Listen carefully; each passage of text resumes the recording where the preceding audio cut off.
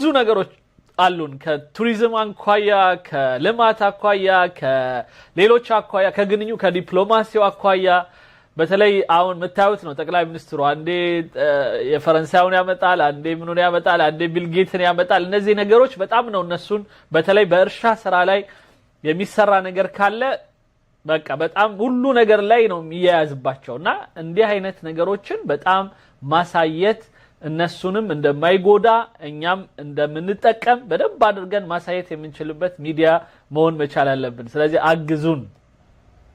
والمغردين الاثيوبيين المضللين يا ኢትዮጵያውያን ኤክስ ላይ ትዊተር ላይ ፌስቡክ ላይ ሙገርዲን ላቸዋል እነዚህ ሁሉ ጊዜ እየገቡ ብሎግ ምናምን የሚጽፉትን እነዚህ በዙ በጣም እና አስቸገሩ እነዚህ አጣማሚዎች والله قول والله በጣም ተበሳጭተዋል بعض المسؤولين الاثيوبيين المضللين እንደዚሁም የኢትዮጵያውያን ባለስልጣናት ብቅ ይያሉ የተለያየ ማሳሳቻ ነገር የሚሰነዝሩ በሙሉ واتحدث عن نائب رئيس الاركان الاثيوبي ሌላው ቀርቶ የኢትዮጵያ የጦር አዛዦች ሳይቀር አልአርካን ለኢትዮጵያ ማለት የኢትዮጵያ የኢታማዦር ሹሞቹ ምናምን አንዳንዴ ብቅ ይያሉ የሚሉት ነገሮች በሙሉ እነሱን ሁሉ الذي وقف وقال كلام يحاسب عليه ويسأل عنه እነዚህ የሚሏቸው ነገሮች በሙሉ እንተሳሰባቸዋለን አቤት የሂሳብ ጊዜ መጣብን كلام غير سياسي كلام غير منضبط በፍጹም ይሄ ፖለቲካን የተከተለ ያማከለ አይደለም يعني كلام منضبط وكلام سياسي وكلام مصري ليقول مويا مصر و يجبس وها خط أحمر كلام سياسي يعني ومياهنا المصرية هي الناس ميلاد وهاتشنات سامسنة بأمست كسودان قد تسمامتني وسنة وميلوت النزي بوليتيكاوي مرت نقرناتشو يا إثيوبيانوش سيهون جن يا إنيا سيهون جن لك هذا اللهم البوليتيكاوي نقرن لم يخرج من مصر كلمة واحدة أو كلمة تهديد واحدة أو لا تكذب يا أخي لماذا يقول مصري السيسي ليش يقول طيب نزعزع المنطقة واللي يقرب خط أحمر أليس هذا تهديدا ولا ماذا ولا اختلفت اللغة يعني ما أدري تلويح بكلمة واحدة والله قل والله إن منم أينت قبس دقمو ما استنكك على ستتشم አላስቸገረችም ምናምን ይላል እኔ ደግሞ ያው የመለስኩለት ነው ኢንሻአላህ ለቲክቶክ ቪዲዮ ነው አንዳንዴ በአረብኛ መሃል ላይ መሰጣችሁ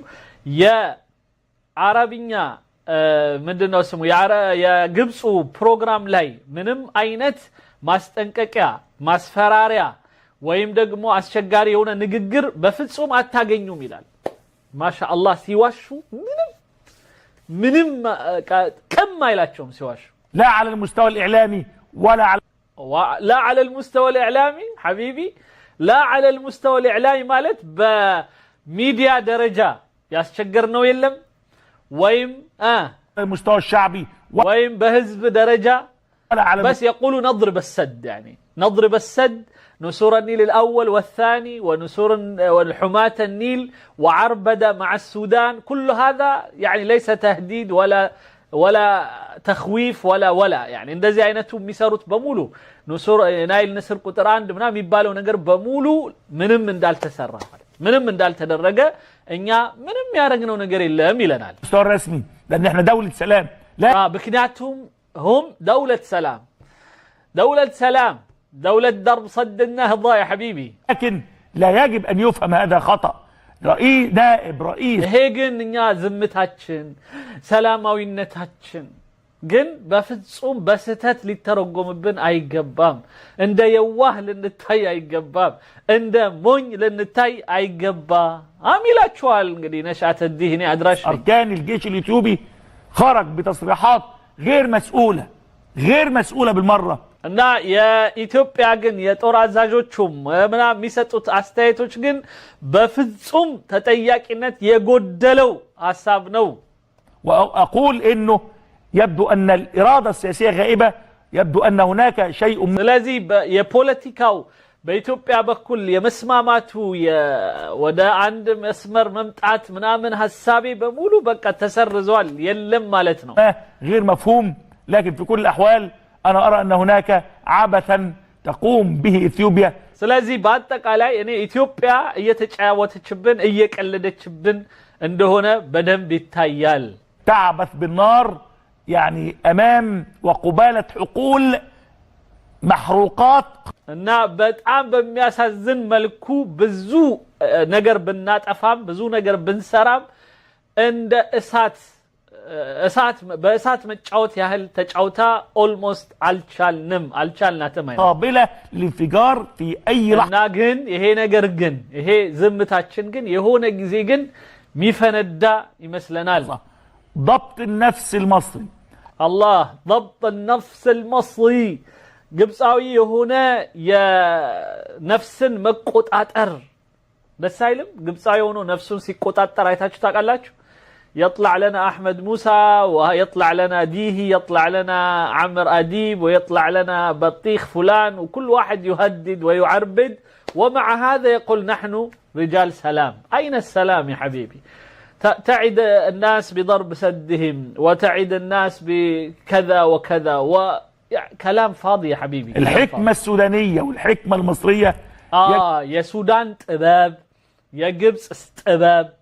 እስካሁን ድረስ እነሱ ናቸው በትዕግስት ነገሮችን ዝም ብለው አልፏችሁ ነው የሰራችሁት ይንግድም يجب أن تفهم على حقيقتها من الجانب الإثيوبي ነገር ግን ኢትዮጵያኖች ይህንን ነገር በትክክል